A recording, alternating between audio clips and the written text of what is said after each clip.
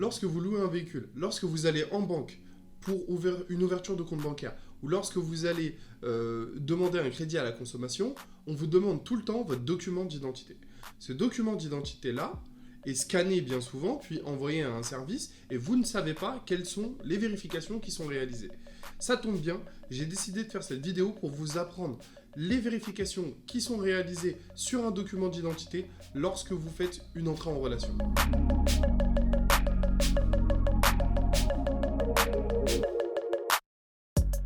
Bonjour à tous, on se retrouve aujourd'hui pour une nouvelle vidéo où je vais vous apprendre à lire un document d'identité. Je fais cette vidéo car j'ai rencontré pas mal de professionnels, notamment dans la location de véhicules, qui doivent apprendre à lire un document d'identité, mais qui ne savent pas comment faire. La seule procédure qu'on leur donne, c'est de prendre le document du client, le scanner et l'envoyer au service qui, lui, va être à même de faire les vérifications. On va se retrouver sur l'ordinateur où je vais vous montrer un PDF que j'ai réalisé pour pouvoir vous montrer comment on vérifie un document d'identité lors d'une entrée en relation. La nouvelle carte d'identité française, c'est la nouvelle carte qui est au format maintenant carte bleue. Et ce document-là a une codification qui est normalisée à l'échelle européenne. Et en France, voilà à quoi ressemble cette nouvelle carte d'identité. Alors, tout comme dans la précédente carte, elle est divisée en deux parties. La première partie, c'est la zone d'inspection visuelle. Sur cette partie-là, en fait, on va regarder sur le contour. Vous voyez, il y a pas mal de références de sécurité, donc notamment ici RF pour la République française, Marianne, RF ici, etc. Et en gros, cette partie-là, la zone d'inspection visuelle, c'est là où on va trouver la majeure partie des sécurités visuelles qui sont mises sur le document d'identité. Ensuite, il faut également regarder la deuxième partie du document qui est la zone de lecture automatique. Ce sont les trois lignes ici présentes qui vont contenir un certain nombre d'informations qu'il est possible de déchiffrer. Et c'est pour ça qu'ici, je vous divise ces trois lignes-là. Je vais être en mesure de vous expliquer en fait comment sont codifiées ces différentes lignes-là. Voilà. Donc chaque ligne fait 30 caractères. Donc pour la première ligne, la toute première, on va trouver ID, qui signifie que c'est un document, donc une carte d'identité. Voilà. Quand il s'agit d'un passeport, on a PO pour la carte d'identité, donc c'est ID. FRA, ça c'est le code du pays émetteur. Pour la France, FRA évidemment. Ensuite, ici c'est le numéro du document. Le numéro du document, vous l'avez juste ici. Numéro du document, hop, et ensuite il est codifié à la première ligne. Ensuite, il y a une clé de sécurité qui est créée à partir de la codification du numéro du document. Donc, c'est une suite de caractères. Donc, la suite de caractères X4RT correspond à un chiffre et la somme de ce chiffre-là va produire un 6. Donc, voilà la clé de sécurité. Là, je ne vais pas trop rentrer en détail volontairement parce qu'en fait, cette codification-là, quelque part, on peut la trouver sur Internet. Mais vraiment, je ne rentre pas dans le détail. Là, je vais juste vous expliquer comment sont divisées les différentes zones. Donc voilà, ici c'est un champ laissé pour compléter la ligne. On va mettre des caractères nuls. La deuxième ligne, alors la deuxième ligne, ici on a la date de naissance du titulaire du document. Ici là, hop, on va revenir 13/07/1990, on est d'accord, 13/07/1990.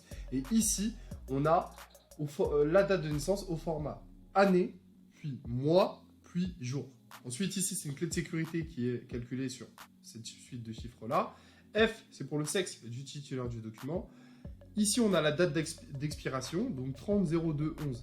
Ici, on va regarder, ça va être pareil, c'est codé année, voilà, 30/02/11. Voilà, c'est la date d'expiration qui est codifiée au format année, mois et jour.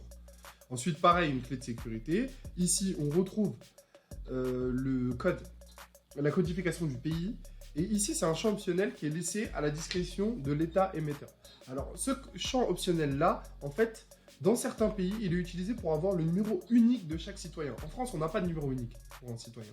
En revanche, par exemple, au Portugal, on a un numéro unique. Chaque citoyen a un numéro et ce champ-là est laissé pour ça.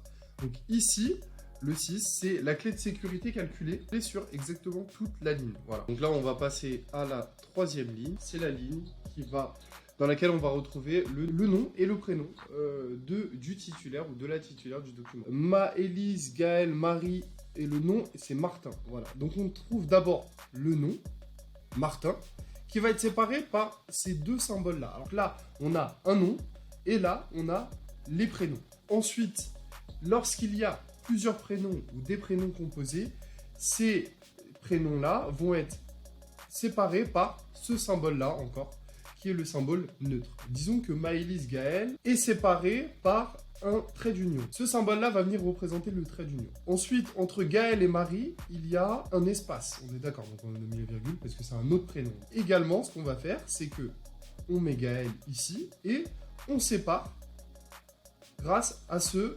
symbole-là, qui est un symbole neutre.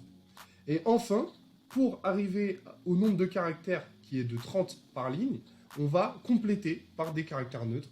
Ce qu'il faut savoir, c'est que lorsqu'il y a vérification par des outils, notamment lorsque vous allez faire une entrée en relation en banque, par exemple ouvrir un compte chez Boursorama Banque, donc vous allez faire une photo recto verso du document d'identité. Ce qu'ils vont faire, c'est qu'ils vont vérifier la ZIV, la zone d'inspection visuelle, avec l'ensemble des données d'état civil, donc nom, prénom, date de naissance, date d'expiration du document, etc. etc.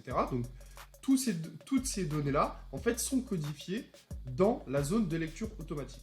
Et en banque, ce qu'ils font, c'est qu'ils vont extraire les données de la ZIV pour regarder la cohérence avec la zone de lecture automatique.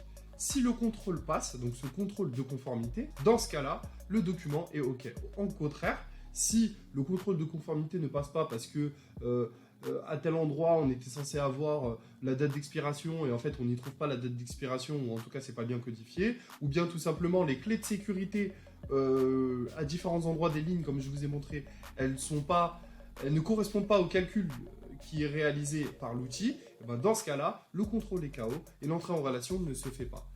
La problématique, c'est que ce contrôle-là de conformité, on est d'accord, ne veut pas non plus dire que ce document-là est vrai.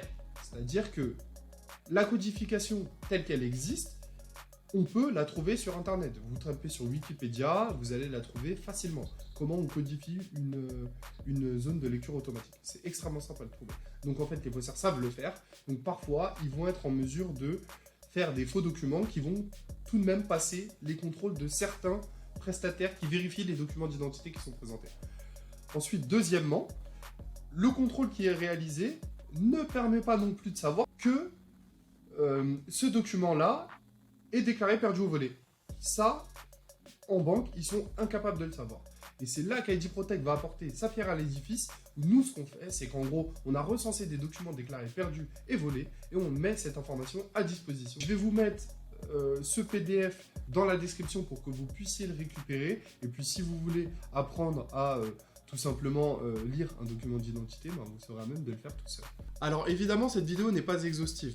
Il y a tout un tas de sécurités visuelles présentes sur la VIZ qui sont contrôlées lors d'une entrée en relation. Mais l'objectif de cette vidéo, c'était tout simplement de vous montrer les principales vérifications à réaliser sans pour autant être un expert de la vérification de documents d'identité. Je vais mettre en description le PDF que je viens de présenter si vous souhaitez le récupérer et former vos collaborateurs en interne. Et puis n'hésitez pas à faire appel à nos experts si vous souhaitez une formation beaucoup plus approfondie. On a un expert qui a travaillé pour la police des frontières et qui est à même de vous transmettre ses connaissances de terrain qui vont vous permettre de protéger votre entité contre la fraude. Voilà, j'espère que cette vidéo vous aura été utile et vous a plu.